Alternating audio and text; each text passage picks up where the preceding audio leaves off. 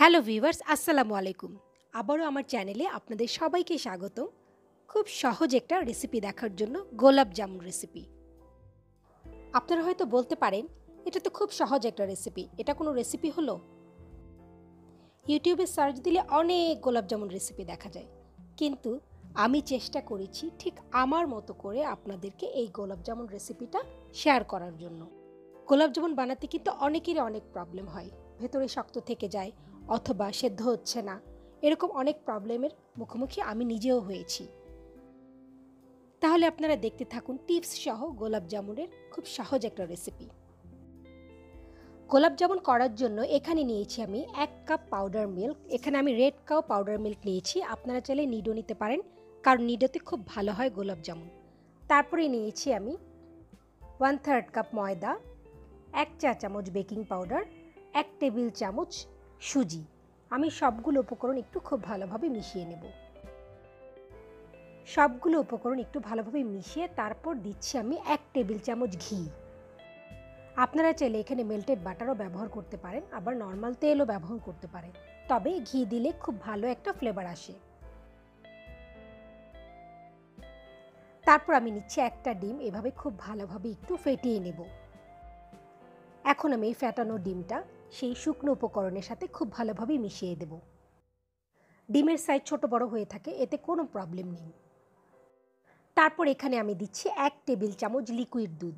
আপনাদের ক্ষেত্রে যদি ময়ানটা একটু শক্ত মনে হয় সেক্ষেত্রে আরও 1 টেবিল চামচ বাড়িয়ে দিতে পারেন, তবে আমার ক্ষেত্রে 1 টেবিল চামচই আমার ময়ানটা নরম হয়ে গিয়েছে।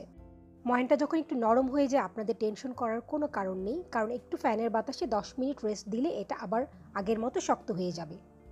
এখানে আমি যেই পরিমাণ নিয়েছি, আমি একটু মিষ্টির সাইজ বড় করে নিয়েছিলাম, তাই আমার ঠিক 11টি হয়েছে।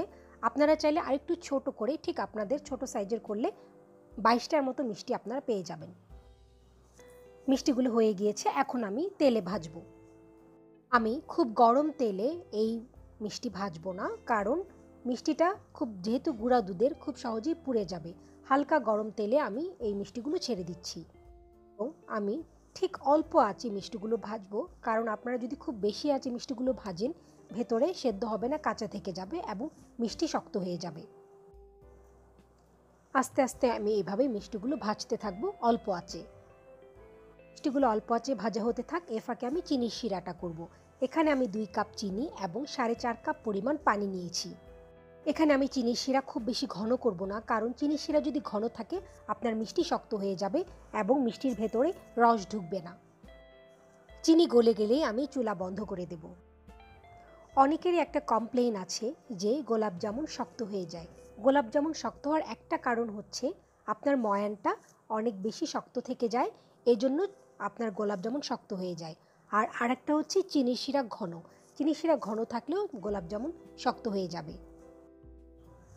আমার মিষ্টিগুলোর কালার কিন্তু চলে এসেছে। আমি আরেকটু কালার করার পর মিষ্টিগুলো নামিয়ে ফেলব। মিষ্টিগুলো কিন্তু ফুলে ডাবল হয়ে গিয়েছে। আমি যখন চিনির শিরায় দেব তখন মিষ্টিগুলো আরও ফুলে যাবে। গোলাপ জামুন কিন্তু খুব সহজ একটা রেসিপি। আপনারা কিন্তু খুব সহজে এটা বাসায় বানিয়ে যে কোনো অতিথি আপ্যায়নে এটা পরিবেশন করতে পারেন। এটা যদিও একটা ইন্ডিয়ান রেসিপি, তবুও আমাদের দেশে এটা কিন্তু বেশ জনপ্রিয়। চিনির শিরা আমি লো হিটে ঢাকনা দিয়ে রেখেছিলাম, এখন আমি মিষ্টিগুলো চিনির শিরায় দিয়ে দিচ্ছি। চিনির শিরায় দেওয়ার পর আমি মিডিয়াম হিটে আমি ঢাকনা দিয়ে এই মিষ্টিটা রান্না করব 5 মিনিটের জন্য। 5 মিনিট পর আমি চুলা বন্ধ করে দিব এবং 1 ঘন্টা আমি এই মিষ্টিটাকে রেস্ট দেব, তারপর আমি পরিবেশন করব। চলে আসলাম 1 ঘন্টা পর। 1 ঘন্টা পর আপনারা দেখতে পাচ্ছেন মিষ্টিগুলো কিন্তু ফুলে একদম বড় বড় সাইজের হয়ে গিয়েছে। এত বড় সাইজের মিষ্টি অনেক সময় অনেকে খেতে চায় না, আপনারা চাইলে একটু ছোট করতে পারেন, তবে আমার বড় সাইজেরটা অনেক ভালো লাগে দেখতে। এখন আমার মিষ্টিগুলো খাওয়ার জন্য কিন্তু সম্পূর্ণ রেডি। আপনারা চাইলে চিনির শিরায় কিন্তু 2-1টা এলাচি দিয়ে দিতে পারেন, তবে আমার বাসায় এলাচি কেউ পছন্দ করে না, সেক্ষেত্রে আমি এলাচি ব্যবহার করছি না। এখন আমি আপনাদেরকে একটা মিষ্টি কেটে দেখাবো আমার মিষ্টিটা কত সফট হয়েছে। আপনারা কিন্তু দেখলেই বুঝতে পারছেন মিষ্টিটা কতটা সফট হয়েছে এবং ভেতরটা কিন্তু একদম শক্ত হয়ে যায়নি। তৈরি হয়ে গেল অসম্ভব মজার খুব সহজ একটা রেসিপি গোলাপ জামুন। আমার এই রেসিপি, আমার বিশ্বাস আপনাদের অনেক ভালো লাগবে। আমার এই রেসিপিটি যদি আপনাদের ভালো লেগে থাকে আপনারা অবশ্যই এটা বাসায় ট্রাই করবেন।